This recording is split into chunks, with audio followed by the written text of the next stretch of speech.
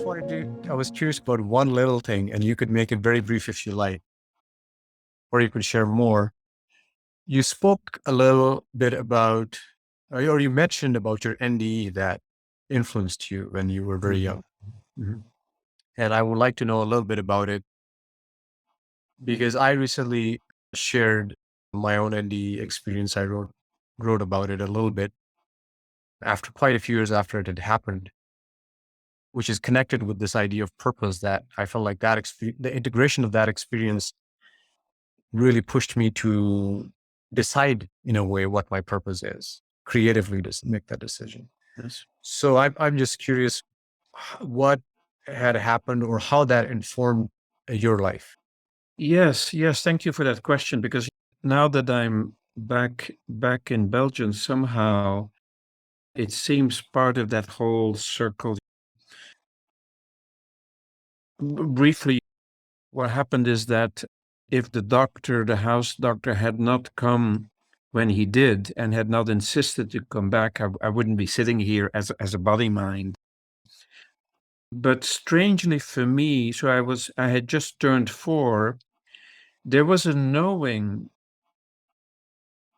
during the event, which lasted, I think, about a day and a half. There was a knowing that I was not dying, actually. So it was kind of a strange near-death experience. It was a near-death experience for the grown-ups, very concerned about my life. And I do remember being touched by that, having the feeling, wow, so much effort to do all this for me. But the knowing was there. I will be. I'm fine. I'm gonna be fine. I'm fine.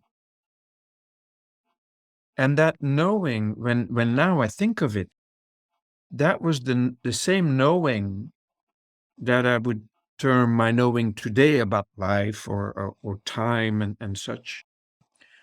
But I did have a series of recurring nightmares after the event, which I don't think I wrote about in the book.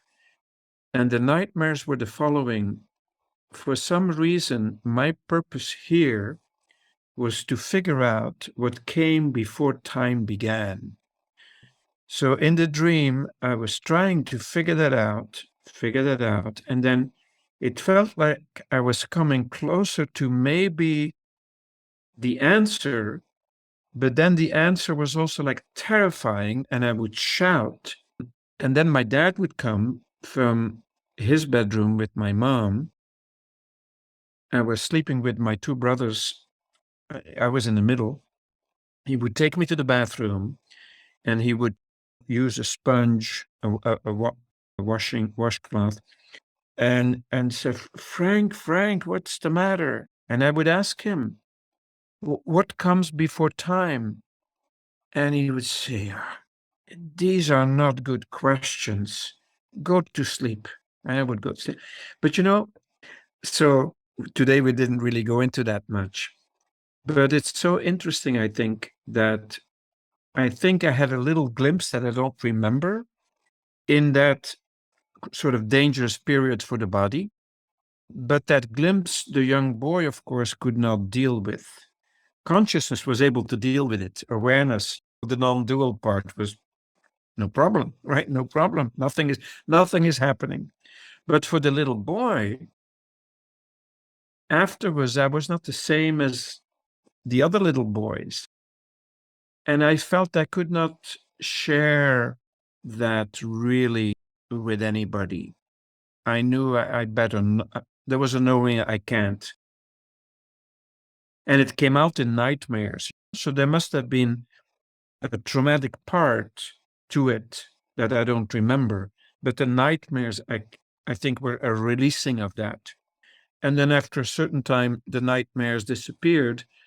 But then later, around 21, when I started meditating and experiencing at certain times in the meditation, the timeless was in a way the answer to that question, right? What comes before the time? Well, nothing comes before the time.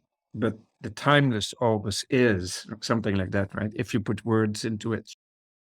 So in that sense, I'm very grateful, and always have been. I'm very grateful for that incident in my early life that set me apart, which sometimes I think was a bit lonely because I had an intense search for an elder in my yeah, it took a while before I found my first mentor. I think I was maybe, I don't know, 22, 23 or something. But yeah, deep gratitude that I was gifted by existence. And it strangely connects. I hadn't really thought this through with this whole dialogue we had about trauma, that it was a big gift, very big gift. And of course, I got lucky. The body, I mean, lucky in the sense the body mind was meant to stay here. And I have a good body mind. It's basically healthy and connected and all that. So I'm very grateful for that. Yes, no, thank you for sharing. And I'm just curious to know if do you think that you had an interface with this with the timelessness that made you ask that question? Mhm, mhm. Could you describe, I mean, if possible, do you think you as a child you came in contact with that triggered that deep question at the age of 4, that what comes before time? Well, just because you asked that question, a connection is made for me now. I don't know if it's interesting necessarily, but I'm going to share it anyway. I do remember when I was about 8 that I had secret discussions, dialogues actually.